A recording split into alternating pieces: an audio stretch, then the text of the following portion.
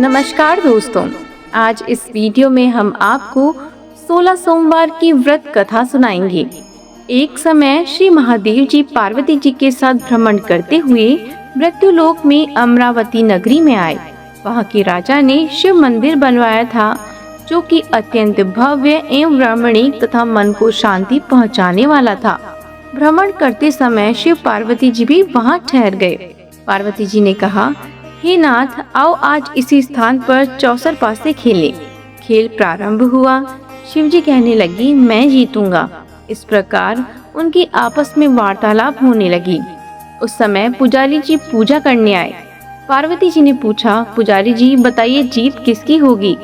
पुजारी बोला, इस खेल में महादेव जी के समान कोई दूसरा पारंगत नहीं हो सकता, इसलिए महादेव जी ही यह बाजी जीतेंगे। परंतु हुआ उल्टा, जीत पार्वती जी की हुई। अतः पार्वती जी ने पुजारी जी को कौड़ी होने का श्राप दे दिया कि तूने मिथ्या भाषण किया है। अतः अब वह पुजारी कौड़ी हो गया। शिव पार्वती जी दोनों वापस चले गए। कुछ समय पश्चात अप्सराएं पूजा करने आई। अप्सराओं ने पुजारी जी की उनसे कौड़ी होने का कारण पूछा। पुजारी जी ने सब बातें बता दी। अप्सराएं कहने लगी, पुजारी जी, आप 16 सोमवार का व्रत करें तो शिव जी प्रसन्न होकर आपका संकट दूर करेंगे। पुजारी जी ने अप्सराओं से व्रत की विधि पूछी। अप्सराओं ने व्रत करने और व्रत के उद्यापन करने की संपूर्ण विधि बता दी। पुजारी जी ने विधि पूर्वक श्रद्धा भाव से व्रत प्रारंभ किया और अंत में व्रत का उद्यापन भी किया। व्रत के प्रभाव से पुजारी जी रोग मुक्त हो गए। कुछ समय बाद शंकर पार्वती जी पुनः उस मंदिर में आए तो पुजारी जी को रोग मुक्त देखकर पार्वती जी ने पूछा, मेरे दिए हुए श्राप से मुक्ति पाने का तुमने कौन सा उपाय किया? पुजारी जी ने कहा, हे माता, अप्सराओं द्वारा बताए गए 16 सोमवार के व्रत करने से मेरा यह कष्ट दूर हुआ है। पार्वती जी ने भी 16 सोमवार का व्रत किया, जिससे उनसे रूठे हुए कार्तिकेय जी भी अपनी माता से प्रसन्न होकर आज्ञाकारी हुए। कार्तिकेय जी ने पूछा, हे माता, क्या कारण है कि मेरा मन सदा आपके चरणों में लगा रहता है? पार्वती जी ने कार्तिकेय को 16 सोमवार के व्रत का महात्म्य तथा विधि बताई। तब कार्तिकेय जी ने भी इस व्रत को किया तो उनका बिछड़ा हुआ मित्र मिल गया। अब मित्र ने भी इस व्रत को अपने विवाह होने की इच्छा से किया। फलतः वह विदेश गया। वहाँ के राजा की कन्या का स्वयंवर था।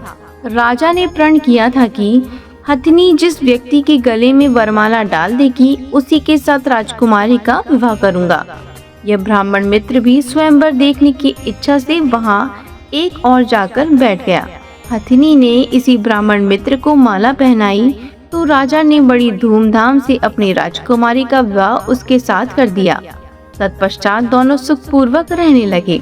एक दिन राजकन्या ने पूछा, हे नाथ, आपने कौन सा पुण्य किया जिससे हथिनी ने आपके गले में वरमाला पहनाई?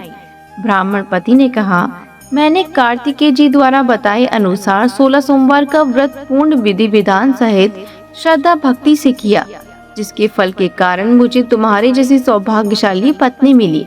अब तो राजकन्या ने भी सत्य पुत्र प्राप्ति के लिए व्रत किया और सर्वगुण संपन्न पुत्र प्राप्त किया। बड़े होकर पुत्र ने भी राज्य प्राप्ति की कामना से 16 सोमवार का व्रत किया। राजा के देवलोक होने पर इसी ब्राह्मण कुमार को राजगद्दी मिली। फिर भी वह इस व्रत को करता रहा। एक दिन उसने अपनी पत्नी से पूजा सामग्री शिवालय ले चलने के लिए कहा, परंतु उसने पूजा सामग्री अपनी दासियों द्वारा भिजवा दी। जब राजा ने पूजन समाप्त किया तो आकाशवाणी हुई कि हे राजा, तुम इस पत्नी को त्याग दो, नहीं तो राजपाट से हाथ धोना पड़ेगा। प्रभु की आज्ञा मानकर उसने अपनी पत्नी को महल से निकाल दिया। तब वह अपने भाग्य को कोसती हुई एक बुढ़िया के पास गई और अपना दुखड़ा सुनाया तथा बुढ़िया को बताया, मैं पूजन सामग्री राजा के कहे अनुसार शिवालय में नहीं ले गई और राजा ने मुझे निकाल दिया। बुढ़िया ने कहा, तुझे मेरा काम करना पड़ेगा। उसने स्वीकार कर लिया। तब बुढ़िया ने सूत की गठरी उसके सिर पर रखी और बाजार भेज दिया। रास्ते में आंधी आई तो सिर पर रखी गठरी उड़ गई। बुढ़िया ने डांटकर उसे भगा दिया। अब रानी बुढ़िया के यहाँ से चलते चलते एक आश्रम में पहुंची। गोस्वामी जी उसे देखते ही समझ गए कि ये उच्च घराने की अबला विपत्ति की मारी है। वे उसे धैर्य बांधते हुए बोले, बेटी तू मेरे आश्रम में रह, किसी प्रकार की चिंता मत कर। रानी आश्रम में रहने लगी, परंतु जिस वस्तु को वह हाथ लगाती वह वस्तु खराब हो जाती। यह देखकर गोस्वामी जी ने पूछा, बेटी किस देव के अपराध से ऐसा होता है?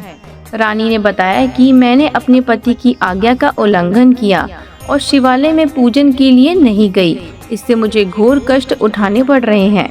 गोस्वामी जी ने शिव जी से उसके कुशल क्षेम के लिए प्रार्थना की और कहा, बेटी तुम 16 सोमवार का व्रत विधि के अनुसार करो। तब रानी ने विधि पूर्वक व्रत पूर्ण किया। व्रत के प्रभाव से राजा को रानी की याद आई और दूतों को उसकी खोज में भेजा। आश्रम में रानी को देख दूतों ने राजा को बताया। तब राजा ने वहां जाकर गोस्वामी जी से कहा, महाराज ये मेरी पत्नी है, मैंने इसका परित्याग किया था, कृपया इसे मेरे साथ जाने की आज्ञा दें। शिव जी की कृपा से प्रतिवर्ष 16 सोमवार का व्रत करते हुए वे आनंद से रहने लगे और अंत में शिवलोक को प्राप्त हुए। बोलो भोलेनाथ की जय हो, माता पार्वती की जय हो। आशा करते हैं कि आपको ये कहानी पसंद आई होगी। इसी तरह की और भी कहानियों को सुनने के लिए हमारे चैनल को लाइक, शेयर एंड सब्सक्राइब जरूर करें। धन्यवाद।